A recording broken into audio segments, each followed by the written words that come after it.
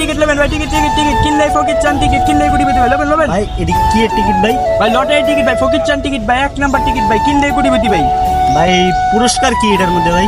এর ভিতরে ভাই আপনি এই টিকিটটা কিনলে পাইতেছেন 5 লাখ টাকা আর চাইলে 2 বিঘা জমি। শুধু তাই না, তার সাথে থাকছে আরো মনে করেন যে আইফোন আর স্যামসাং বলিয়ে একটা ফোন তৈরি করা হবে, ফোনটির নাম হবে স্যামফোন।